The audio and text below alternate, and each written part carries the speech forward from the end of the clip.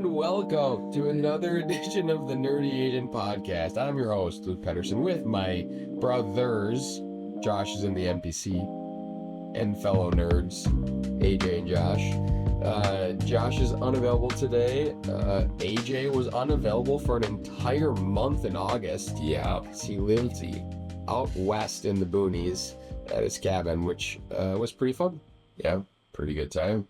Today we are going to, we're taking a shot at the ChatGPT topics, which would actually, would be kind of fun, is if we did a, like, heavy hitter. So it's like ChatGPT just asks us questions. Ooh. That'd be a fun pod. And it could listen to us too and then give us new questions. You know that? I didn't know that. Yeah. Maybe it should become the moderator and I didn't just sit out there. I didn't know he could do that.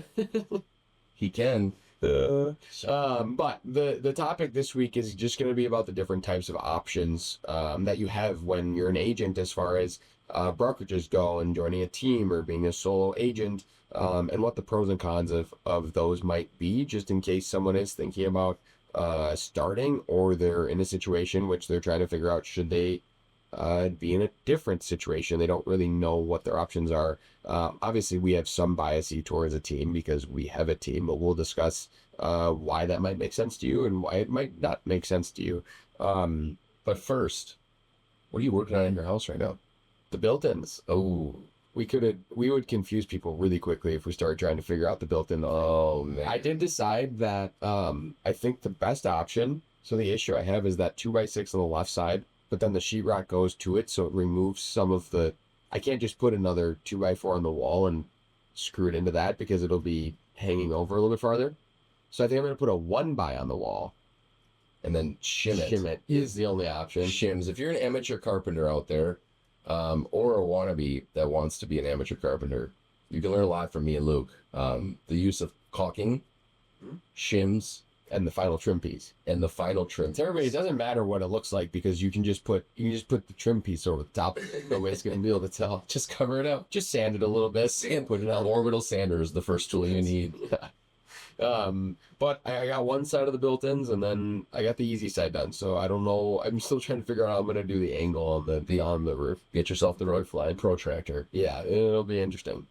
But the brokerages. So to start, I just wanted to make sure, could you just list like the options? And you've actually been a part of a few different situations. Yeah, I was, when I first got into real estate, I was a brand new agent on a team. And I did that for like 10 months, and then they, decided to break away. I was with Remax Results.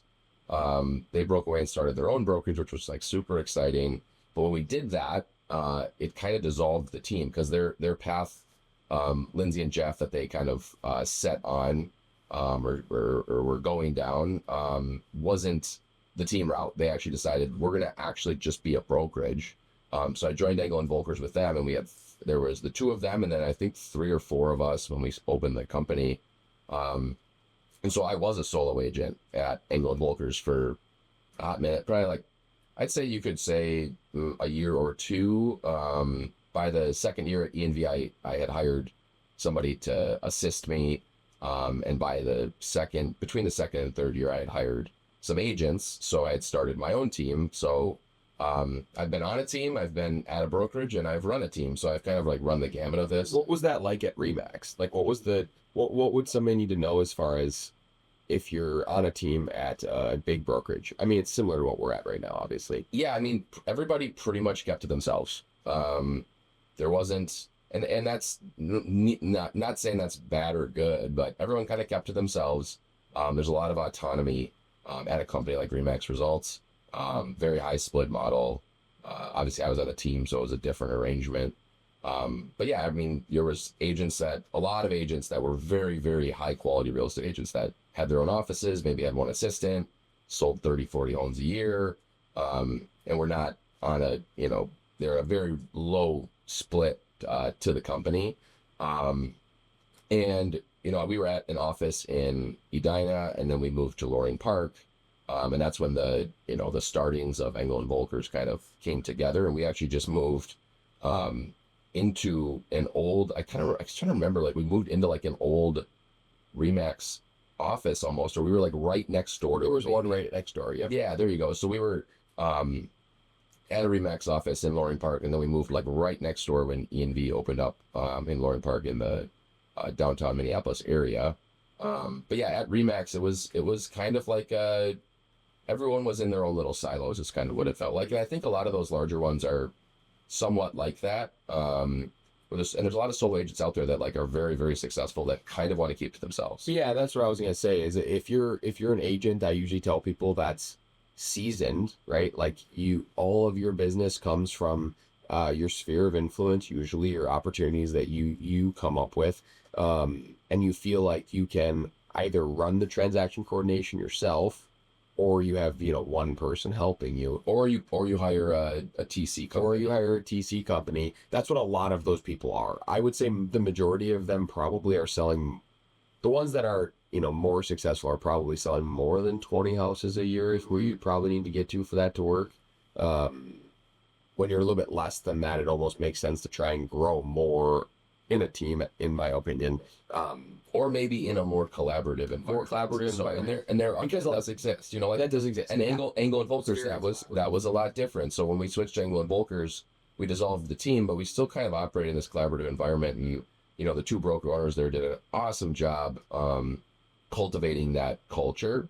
And as we brought on more and more agents, and by the time that we had left actually to go to EXP, I'd already started my team, but I think there was like 60 or 70 agents when we were there. They were doing And they would host trainings, like they'd have a team meeting, and it wasn't a stuffy team meeting. It was like Jeff getting up there. It was really high quality content.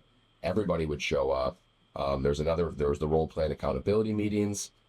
super high agent meetings on Fridays that I was at. Yeah, super highly attended type stuff, with really good content and a lot of back and forth collaboration, which worked really, really well. And I think it really advanced a lot of people's careers when they got over there. Yeah, I think the big difference there, depending on what you're looking for, is the smaller brokerage usually is going to have a little bit more of that. Yeah, typically. Typically, because that's kind of what their brand is. It's what the culture they try to create versus like a Remax, Edina Realty. Coldwell. They're just big brokerages, and so it's harder for them to create that culture. And they do have it. Yeah, they do, and I think they operate a lot on their brand. Coldwell, Edina have been around forever. They're very recognizable names. Remax Results really touts itself as a very high per agent productivity company, and they deliver on that over and over. Of if you're working with somebody at Remax, you can kind of know that they probably sell a lot of homes, and they've been doing this a while. So everybody's kind of got their niche that they work off of. But like to your point, like those companies probably aren't like delivering you fresh leads on a regular Correct. basis. Yes, it depends what you're looking for, right? So a lot of those agents, like we talked about, are seasoned. They don't necessarily need the collaboration because they've been doing it for a while. They already know what they're doing. They already know what's going on.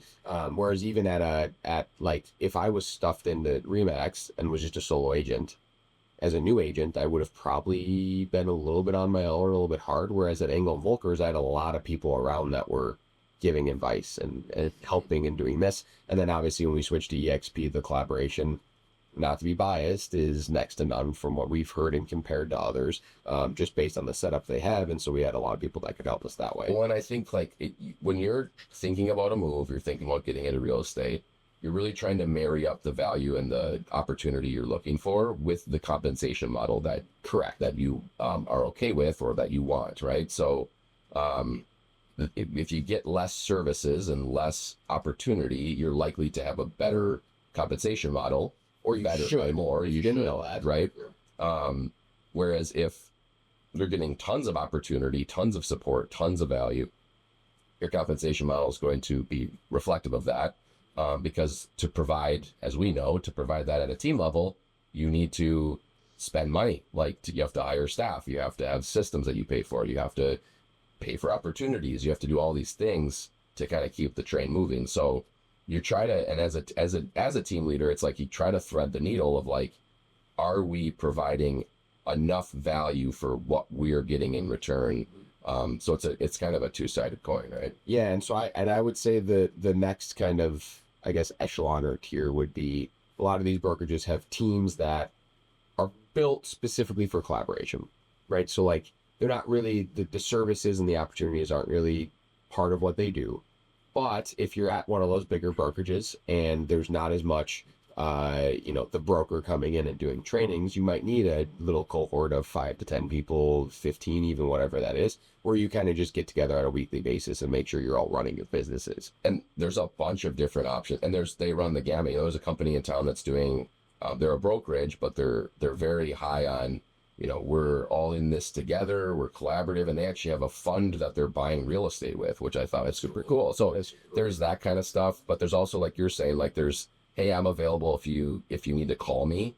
Mm-hmm. I don't do transaction listing coordination or pay for a lot of your stuff, but in exchange for this small amount of split, Yes. I'm here for you. I've been doing this. I'll provide guidance, support, mentorship. I've always said there's 3 different things that a team or even a brokerage honestly can offer. The first one is people. So having staff, having a leadership group, having something to mentor you, guide you, and move you along in your business.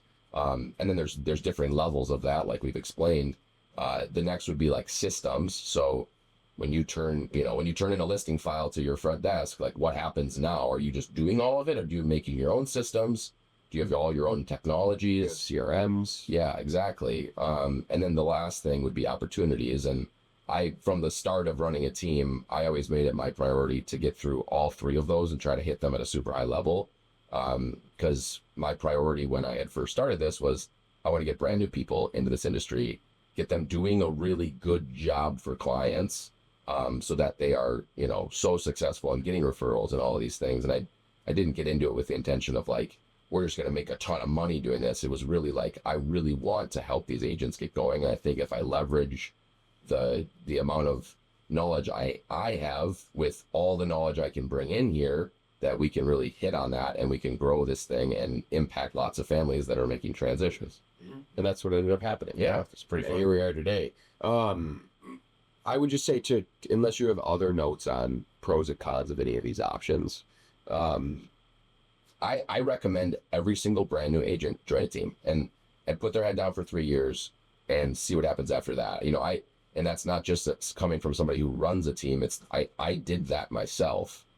For the first 10 months until they opened a brokerage, I was on a team, and I would not have been nearly as successful as I am today if I hadn't have done that, because those guys taught me so much about real estate. But I think a lot of folks look at a split, right? And we always say like, 100% split of $0 is still nothing, right? So you need somebody that's going to give you fresh opportunities, give you the guidance you need, teach you how to do this business, because this is not a W-2 job.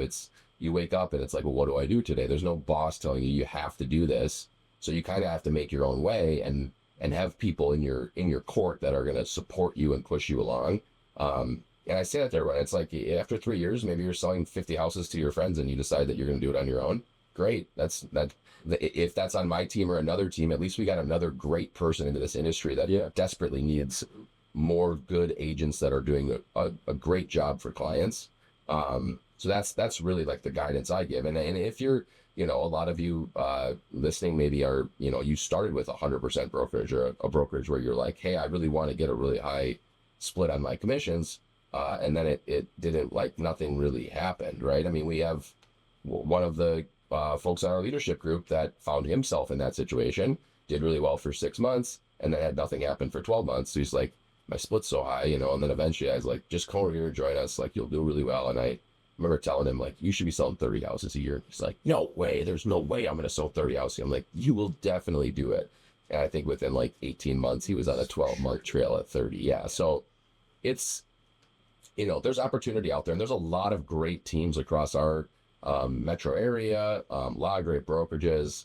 But again, I can't reiterate enough, like, they all have their niche. And for us, that niche is, we like getting brand new people. We like getting people in their first 2 years or 3 years that are, maybe having a hard time really getting off the ground. And then we like to provide them with an immense amount of support, systems, staff, opportunity to push them forward to get to where they need to go. And then just wrapping a bow on that, the only other thing that I would say for anybody that's looking for a switch or whatnot, you should probably talk to more than one person. For sure. So even if it's the one who came in and suggested real estate or whatever, you should figure out what's out there. You should interview different team leaders or different brokerages or people at those brokerages, because you need to understand what your other options are and how to compare them in order to figure out what's going to be the best fit, right? Like we just had somebody who was a bounce back from another team who joined back to our team because it wasn't the right fit. And I don't know if that was about the questions or oversold or what that looks like. But you should definitely be comparing one-to-one, because if they had never talked to us and when I talked to them, they wouldn't have really known what the other options were. Exactly. And so it's important to understand what your other options are. But that's all we have this week on the Nerdy Agent Podcast. And as always, remember, better